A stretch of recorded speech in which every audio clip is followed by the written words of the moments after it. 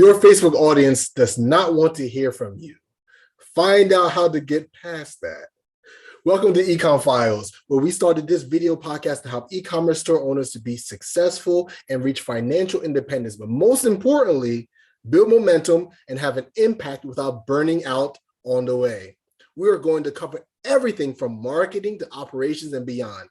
Let's get started by talking about targeting with Facebook. Sebastian, how do we get past our audience not wanting to hear from us on Facebook? Well, let's look at why they don't want to hear from you. Okay. And I think we talked about that in an earlier video already, but it bears repeating. People are on Facebook to be entertained. They want to learn about their family. They want to learn about what other people in their lives are doing, and they want to watch cat videos. They want to escape. They want to escape, yes. They don't want to hear about how to spend more money. Okay. So how do you reach them when they're in that mindset? And this video is about targeting, not only about how to write a good ad, but I think this how do you reach them is the most important part of that targeting equation. Because even if you have the demographics dialed in tightly, if you can't get past that, I don't want to hear from you, then it doesn't matter.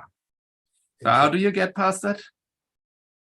That's the thing about interruption marketing. You need to provide a good hook. You have something like 1 or 2 seconds to convince them. And that's when you're displaying a video, but also when you display text. In Facebook, you get only to see the first 1 or 2 lines in an ad. To see more, the user has to click on something. So can you convince them in the first 10 or so words that they should stop watching cat videos and pay attention to what you're doing? And the same is true with a video. Okay, wait. So basically what you're saying is you need to leverage what Facebook gives you as far as the platform and how you can craft that ad to incite enough curiosity that they'll go from watching whatever they're doing, the cat video, their sports competitions, or gossip around the water cooler, to click your ad, right? Not even click, just continue looking at that ad. So if it is a text ad that is folded, then yes, click to expand it. If it is a video ad, and the same applies there, you have like 1 or 2 seconds at the beginning of the video to hook the audience. Just stick around and watch that video. Don't scroll away from it. Right. Or if it is, as it is often the case now with Facebook, if it is without sound, then they still need to click it to get the sound. So that's also important. You need to convince them, even if their sound is off, that it is worthwhile watching their video. Yeah. And again, that's not part of today's topic, but it's very important to have success on Facebook. I get it. Now, if you have that solved, how do you figure out whom to show your ads to? And that becomes somewhat difficult. And Apple did this big update a while ago now that made targeting on Facebook really difficult. And it also makes tracking really difficult. Like you might have an ad that produces clicks, and then you don't know where those clicks go. Like there is no link, no tracking to visitors on your website, which you actually can reestablish that, but it is more difficult than it was in the past. Absolutely. I know it's a headache. It is a headache. And so the thing with targeting on Facebook is you can use their targeting options. You can try to dial down on how old your audience is, how much money they make, where they live, if they're married or not, if they had recently a child, things like that. That last one might not exist anymore. It's possible to do all that. It's a lot of work. It's hard to get right. And if all you're doing is doing one-off ads, then that's your only option. And there are people that have success. But that's not what I recommend. Okay. What I recommend is you build a set of ads that work together. Okay. That work together to build an audience on Facebook. And if you do that, then you don't need a lot of the targeting options that Facebook has or doesn't really have anymore because of the Apple update. You need a general, that is the direction where my audience is. Okay. And then you have this really powerful artificial intelligence algorithm that Facebook already provides. Right. That you don't need to do anything to use. Yes. That will figure the rest out. So go broad in a sense. Don't say, I want to advertise to the entire world.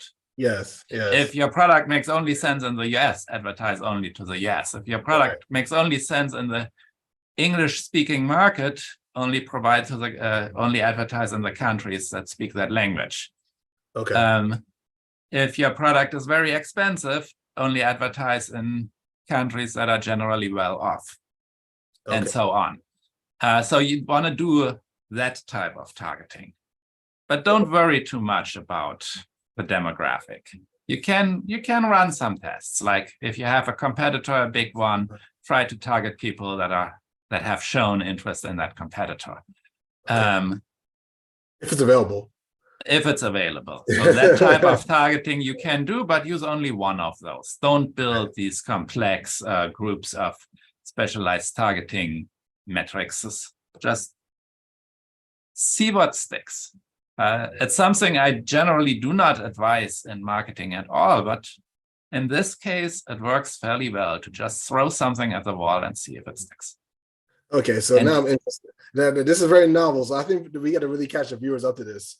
So what you're basically saying is you want to have a limited amount of constraints to what the parameters set in your campaign. The Facebook algorithm, any AI, but in this case, the Facebook algorithm, the targeting algorithm, needs data.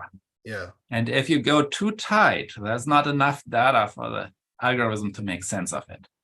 If you go broader, Facebook will show your ad to a bunch of wrong people and learn from that. You know what this reminds me of? Many of you guys are just getting to know me and Sebastian, but we were working with a company previously, and they promised the ability to basically find a needle in a haystack. So basically it was leveraging artificial intelligence. And so what Sebastian is describing is by actually leaning into Facebook's AI algorithm and allowing it to do what it's able to do, what is designed and programmed to do, which is find your target audience based on their behavior. Needle. Yes, your needle. Got it. Yep. And don't give it too many restrictions. Let it breathe, so to speak. That's good. Now, would you give because I know for many business owners, we tend to be very flighty. We will put it in for a couple of days. We don't see any traction. We're removing it. Yeah. I know the common problem is ads. Now, I have to say with that, you need a strong signal for it to learn. And if your strong signal is, let me write an ad that gets clicks to my website and tell Facebook algorithm to improve based on those clicks, particularly in the time now of the Apple update, those clicks cannot reliably be attributed to, or those visits on the page, to your ad. So it's the data that the algorithm has there is not quite clean. It is possible to make that happen. It's still possible to use retargeting, like show ads to get people onto your website and then show more ads to people that have seen your website using the retargeting pixel and build an audience that way. It is possible, and if that is all you want to do, go that route, it is still more effective than trying to figure out the Facebook targeting options. Okay. But what's even more effective is to use small videos. Oh.